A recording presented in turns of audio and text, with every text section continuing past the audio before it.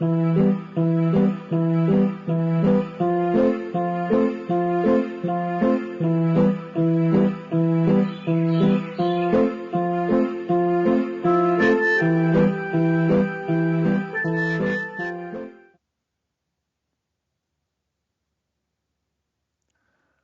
thank you, Sherry, and also thanks to Erica, who is filming this. And thank you for inviting me for a second time to read here at CTSB. I'm going to read from my new book I've been obviously holding up, Stones Are the First to Rise.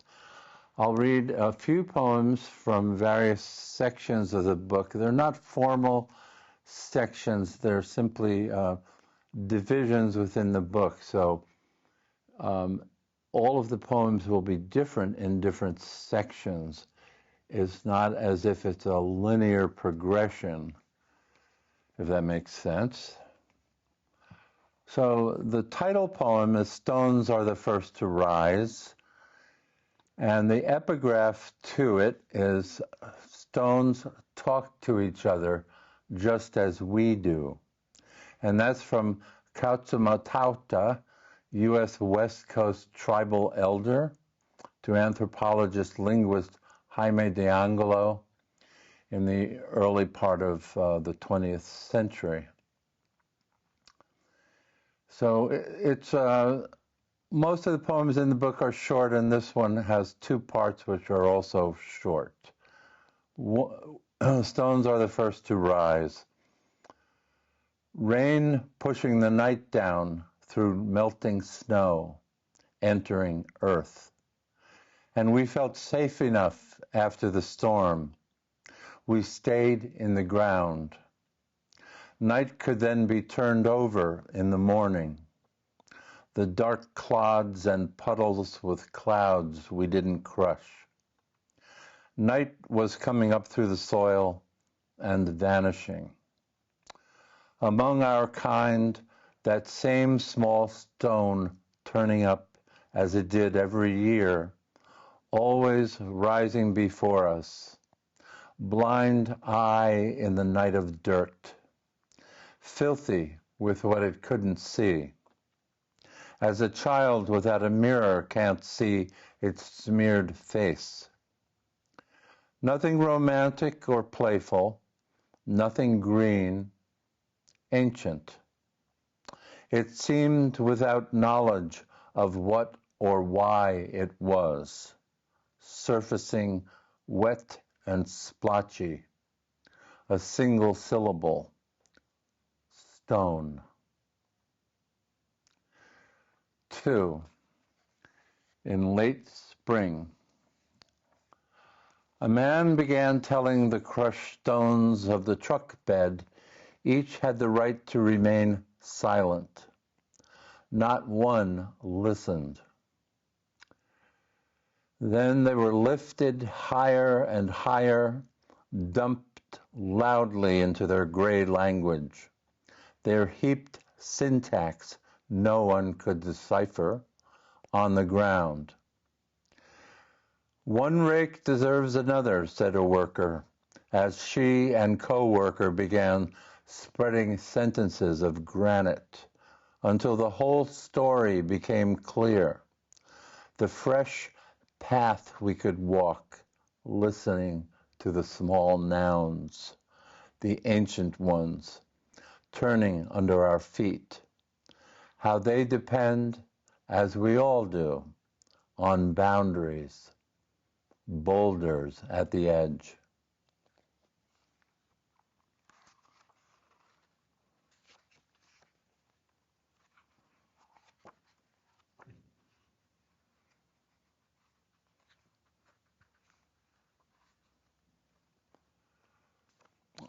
This poem is called Ground Elder, which is also known as bishop's weed, considered an invasive. Fall. I gawk at the patch of bishop's weed, then slaughter this invasive with a weed whacker.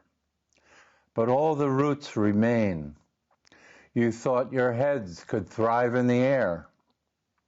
New shoots will recharge this plant in spring.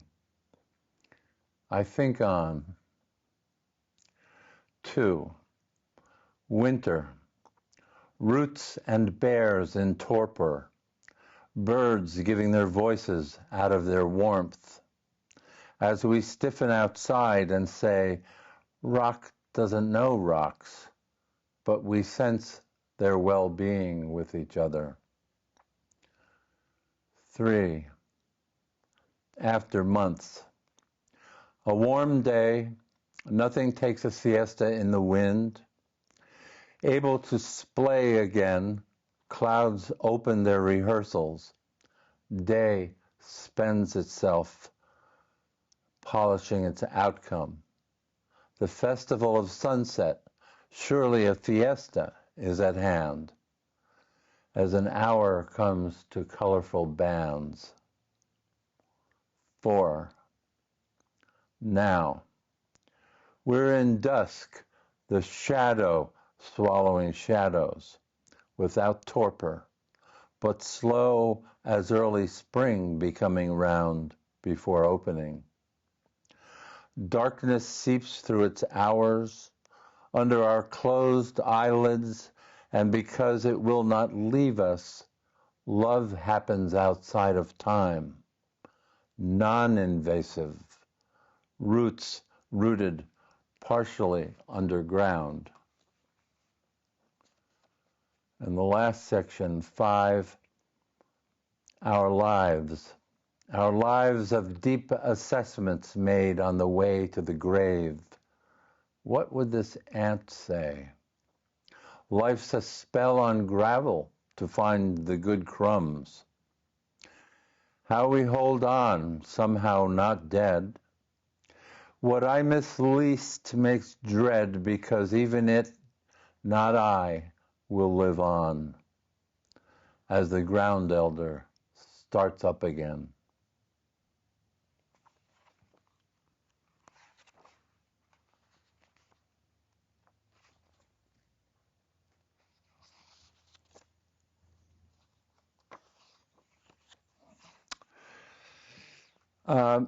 This is a section of the book called Old Neighbor, about a woman on Florida mountain I knew some years ago.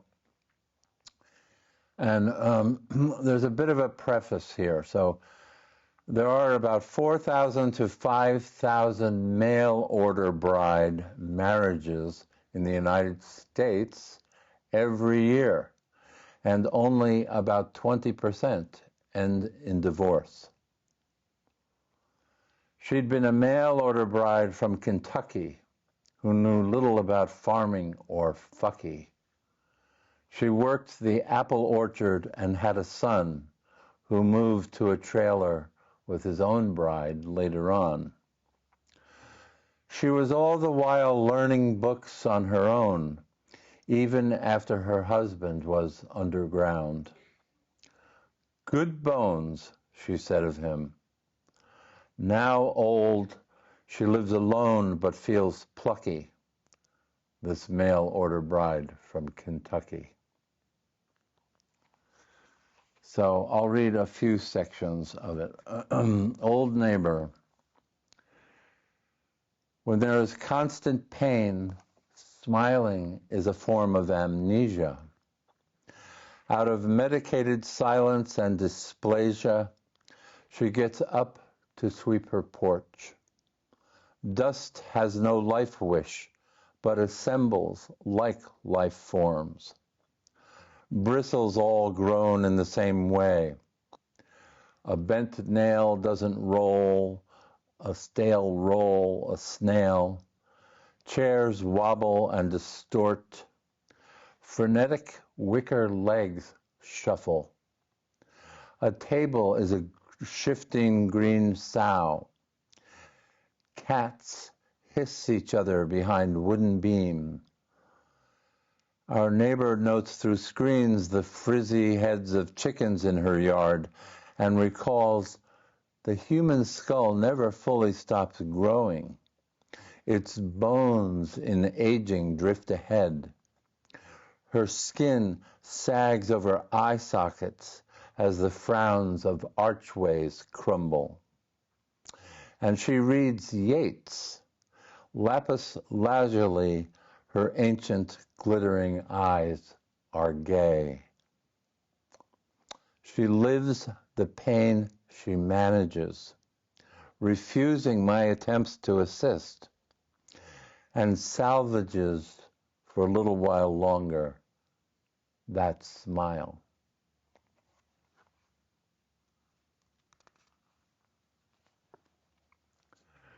Two, she says her face is always freestyle when she wakes.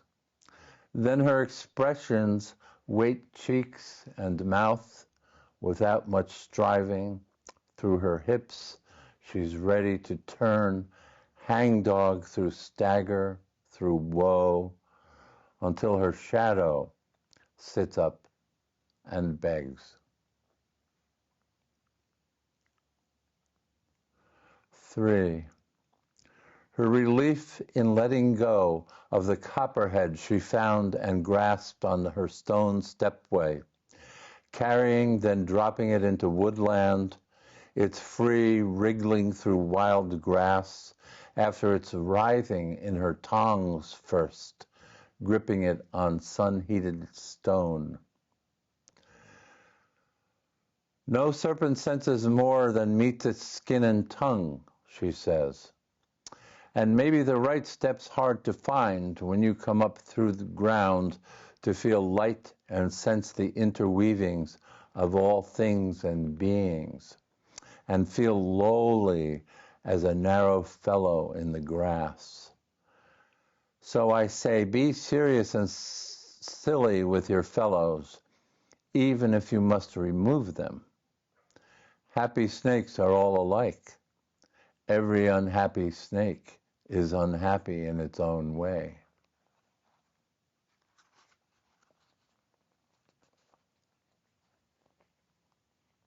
4, she pets hairs on the back of a bumblebee, gathering nectar.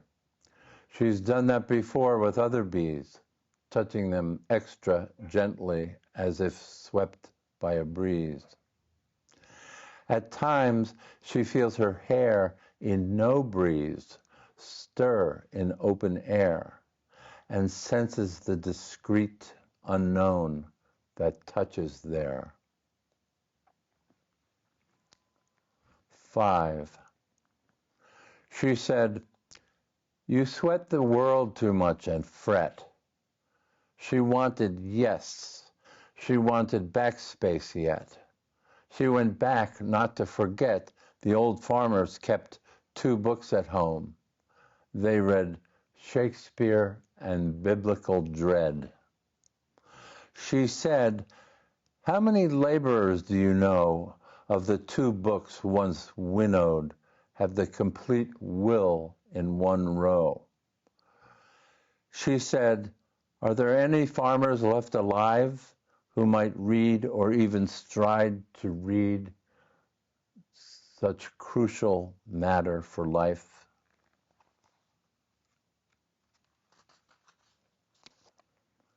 6, one afternoon, I find her sitting on an old car seat on her lawn, snoozing in a nave of shadow by a busted, rusty chainsaw near the old yard Madonna once on the half-shell. Silence is in her chair as a pillow in a pew seat. The statue of the Virgin set in dirt, wearing a metal rosary of once sharp saw teeth. Old neighbor slumps as her dog's ears flick flies. The bags under the woman's eyes keep the sag of her sorrow, each big enough to hold seed from a store of sparrows. 7, don't faze much at wounds of neighbors, she said.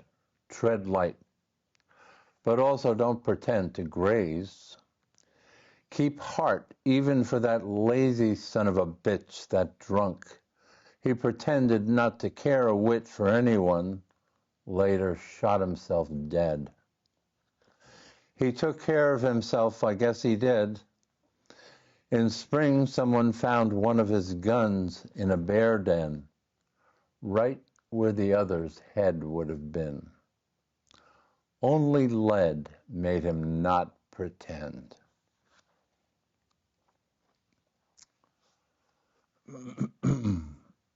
Eight. She says a rare guilt comes to nag, that she should do more for the world than poke her walking stick to help a porcupine along safely across the road. She has touched quills and yanked some from her dog's muzzle. Every quill a lethal world working its way to embed under skin and migrate toward organs. A mechanism forced through what touches it. Barbed dart, a shadow entering blood.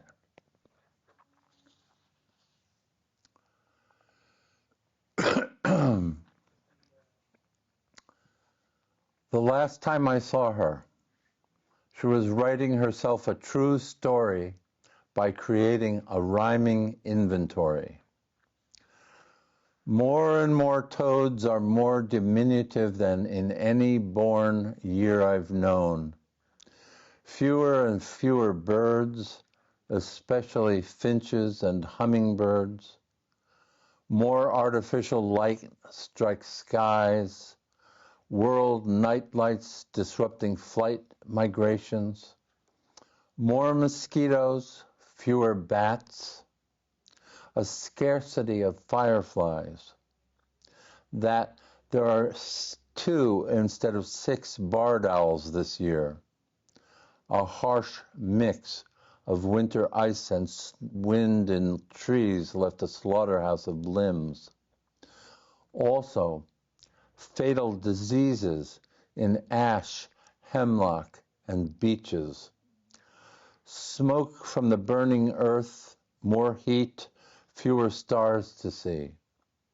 From birth, about 60% of life squeezes and thrives underground. I sneeze and think to stay above, for now. Less why than how. I'll help porcupines, but there's a type of quill in the heart's thicket, and I can't get rid of it.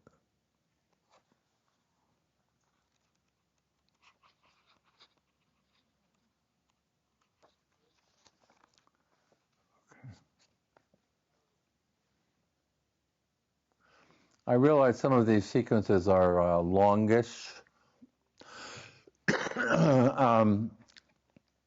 However, each one, each part is a poem in itself, so think of it that way.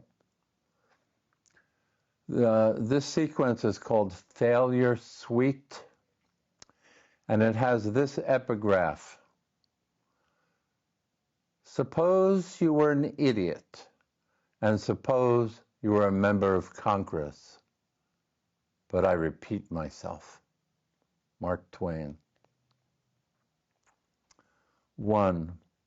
Among throttle bottoms, mutton heads, jobbernowls, and other elected dunderheads, a few will come to clarity. Yes, come as prisoners, come clean and confess. So, my humankind, as we go on for as long as truth has entrails, with some of you cuffed, choking on syllables, may we all come clean under the bright lights of failure. 2. Voting in a hill town. The porcupine waddles off through duff on the forest floor, and the Speaker of the House leaves Congress for the last time. The Speaker's head resembles a cartoon turtle, shell a black-spotted suit. He is really a distort who has discharged his last quills. Large Weasel, the fisher, most deft natural enemy of porcupines, is already sniffing for prey. We hear a voice near the voting booth say, "Ghosting is not uncommon when it comes to dating app hookups." It reminds us of the unregistered, absent, but complaining, not voting. When we exit, the spotlights turn on. Raccoons and others leave abruptly. We won't know until later what forest we are in, who is a weasel, or if the tonsils of a scallywag will be denied vibrato. The porcupine waddles off through duff on the forest floor. 3. Toward Ukraine. Those stringed national instruments, the old banduras, even in war, plucked for their momentary stay in the clutches of folk, soon shot and bombed, ripped apart beneath stars. Already discharged rifles stick up in mud, bones inside clothes, on the stained hill, weeds. Oh, ghosts of my kind, can anyone tell if I'm still a son?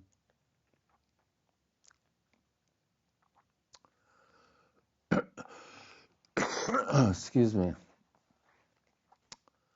4. Surgeons at war borders. Here is the heart of a Palestinian. Here is the heart of an Israeli.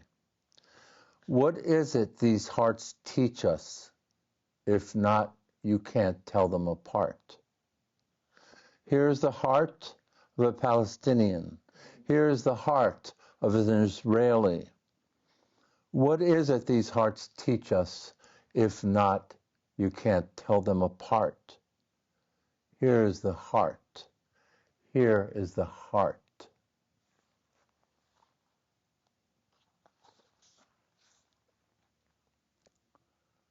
5.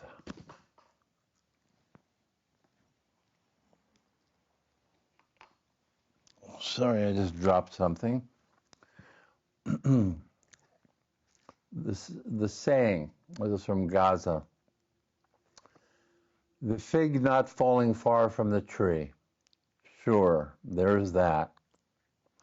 Today, there is this chunk of concrete split off from its mother lode of a building after the bombs. There is a child trying to lift it out of the way. It takes her small heart pumping hard and strain of her slim arms. Almi, is this what it will be like when I leave you? Will I have to turn cold and hard and broken just to stay in the world? 6. Sun in the fog.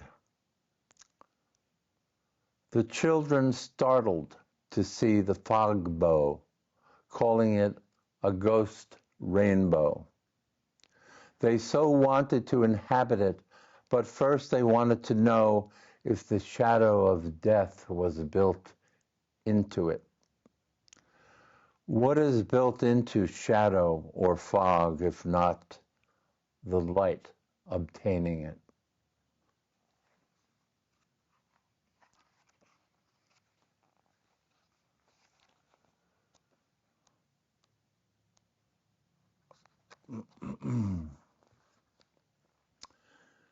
This poem is called Gratitude. It's really written as a letter to a friend who is all friends. Be careful, friend. Your skills are approaching a dead heat between your cast-down eyelashes of despair and the occasions of poetry. Chance opportunity can turn into opera unity, pageantry and song, or say Mongolian horseback falconry with quivers and shafts on the remembered plain or stage inside you. Allow all heart against slaughter in Israel, Gaza, Ukraine, the world. Who doesn't find poetry never truly overcomes despair. Thanks at least for being there and telling of the rainbow outside your window. I hope you manage to pull back the sun's arrows and let them fly to an unknown country where one may more than meet the sky.